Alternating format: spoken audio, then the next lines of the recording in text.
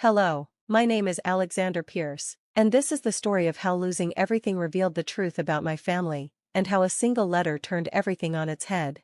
They say you don't truly know your family until money gets involved. I found that out the hard way during one unforgettable Christmas dinner, but I also learned something else. Sometimes life's most crushing defeats come just before its most unexpected victories.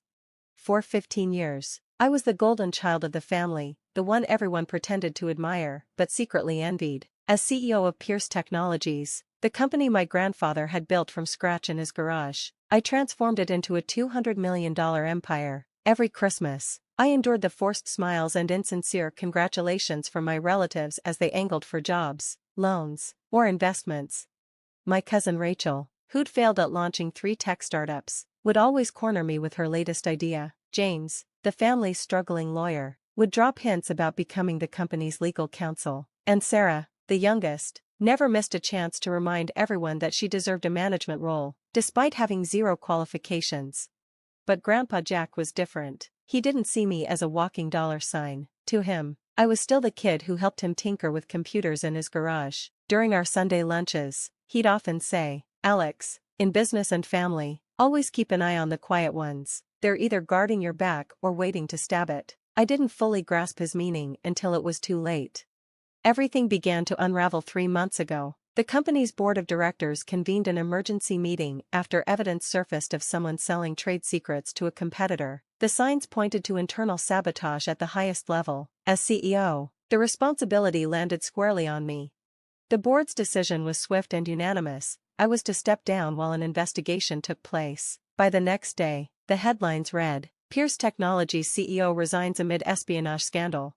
My phone blew up, not with support, but with thinly veiled taunts from my family. "Guess you're not so untouchable after all." Rachel texted, "Need a lawyer? I offer competitive rates." James wrote, complete with a smirking emoji.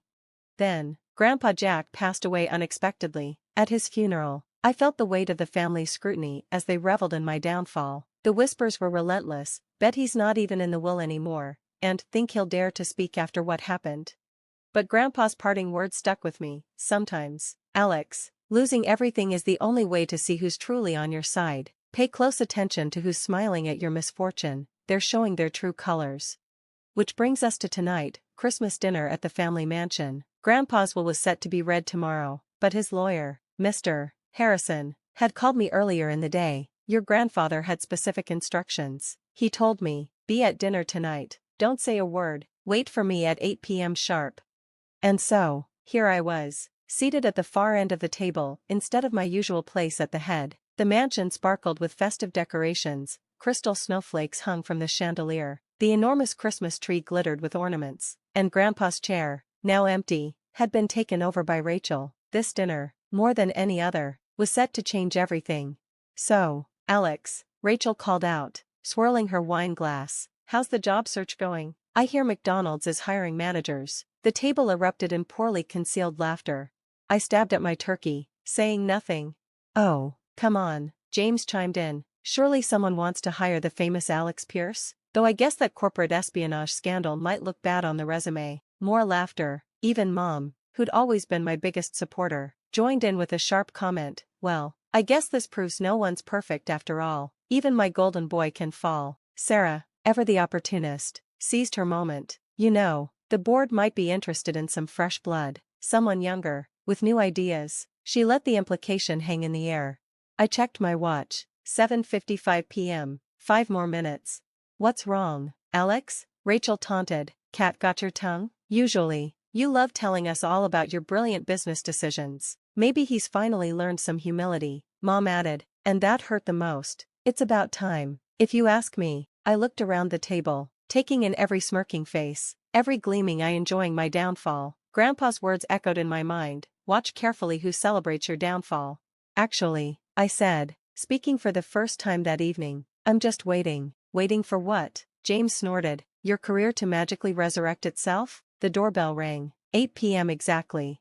I allowed myself a small smile. "No, waiting for that." The butler appeared in the dining room doorway. "Mr. Harrison, the family lawyer, has arrived. He says he has urgent business that cannot wait until tomorrow." Rachel frowned. "The will reading isn't until tomorrow. Tell him to come back." "Actually, I interrupted. Grandpa left specific instructions for this exact moment. Mr. Harrison entered the room, carrying a leather briefcase that I knew contained a letter that would change everything. Because what my family didn't know, what none of them had bothered to discover while they were busy celebrating my downfall, was that I had never really been fired at all. The corporate espionage, my public disgrace, even my silence these past 3 months, it had all been part of Grandpa's final master plan, and in about 2 minutes, they were about to learn exactly why he'd always told me to watch the quiet ones. Mr. Harrison cleared his throat, commanding the room's attention. The butler quietly closed the dining room doors, following the instructions I'd given him earlier. No one was leaving until they heard everything.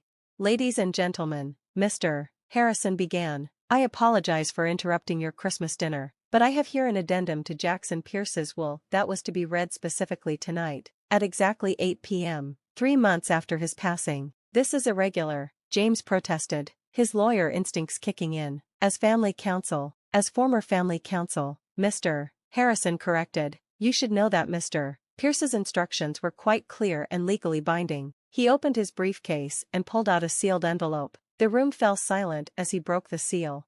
Before I begin, Mr. Harrison said, Mr. Pierce recorded a video message to accompany this letter. Shall we? He placed a tablet on the table, and suddenly Grandpa's face filled the screen. He looked tired but had that familiar mischievous glint in his eyes.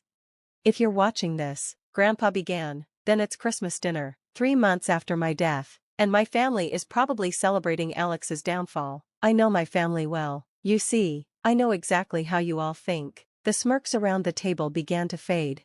For years, I've watched you circle Alex like vultures, envious of his success, waiting for him to fail. But what none of you bothered to notice was that while you were plotting against him, I was conducting an experiment, my final test to see who deserved to lead our family's legacy. Rachel's wine glass froze halfway to her lips.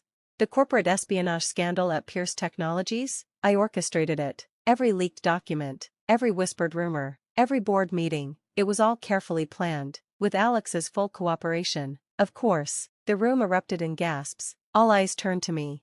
You see, Grandpa continued, Alex and I spent the last year feeding fake information to someone we knew was selling company secrets. Can you guess who that was? Rachel? My cousin's face turned white. Her wine glass slipped from her fingers, staining the pristine tablecloth red. Those confidential documents you found so easily in Alex's office during your weekly family visits? The ones you sold to our competitors for millions? They were all fake. Every single one. The real company plans were safe all along. That's not true, Rachel stammered.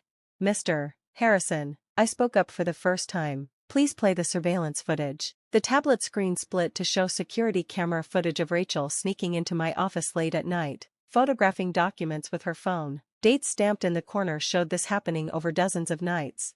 The FBI has already been notified, I added quietly. They're probably at your house right now. Rachel, those offshore accounts where you hid the money? Not as offshore as you thought. James jumped to his feet. This is entrapment. As Rachel's lawyer, sit down, James, Grandpa's voice commanded from the video. You're next. Those client funds you've been embezzling? We know about those too. Amazing what a proper audit can reveal. James collapsed back into his chair, his face ashen. And Sarah, Grandpa continued, those fake resumes you've been sending to our board members, claiming executive experience you never had, those references who were actually paid actors, did you really think we wouldn't check? Sarah burst into tears, mascara running down her cheeks. Mom, I said softly, looking at her shocked face, this is why I couldn't tell you. We needed everyone's reactions to be genuine. I'm sorry. Mr. Harrison cleared his throat again. Shall I read the actual will addendum now? The room sat in stunned silence as he began to read. To my family, your true characters have been revealed. Rachel, James, and Sarah, you are hereby disinherited. Your shares in Pierce Technologies are forfeit. The evidence of your crimes has been forwarded to the relevant authorities. As for the company leadership, Alexander Pierce never stopped being CEO. The board announcement was part of our plan. He has proven himself not just a capable leader, but a man of integrity willing to sacrifice his reputation temporarily to protect the company from those who would destroy it from within. Therefore, I hereby leave controlling interest in Pierce Technologies to Alexander, along with my entire personal estate, valued at approximately $1.2 billion. The silence that followed was deafening. There's more, Mr. Harrison added. Mr. Pierce left specific instructions about tonight. Ms. Rachel Pierce, Mr. James Pierce, and Ms. Sarah Pierce are to be escorted from the premises immediately by the security team waiting outside. They are never to set foot on any Pierce property again. Right on cue, 3 security guards entered the dining room. "This is ridiculous," Rachel screamed as they approached. "You can't do this to us. We're family." I stood up slowly. Family? Family doesn't try to destroy each other. Family doesn't celebrate when one of their own falls. Grandpa taught me that, his final lesson. As they were led out, Mom reached for my hand. "Alex, I'm so sorry. I should have." I gently pulled away. "Yes, you should have. We'll talk about it someday, but not today." After everyone left, I sat alone in the dining room, looking at Grandpa's empty chair. Mr. Harrison placed a hand on my shoulder. "Your grandfather would be proud," he said. "You played your part perfectly." I nodded, thinking of all the nights I'd spent building this trap, weathering the public humiliation, watching my family reveal their true selves. "It wasn't easy," I admitted. "The best lessons never are," he replied.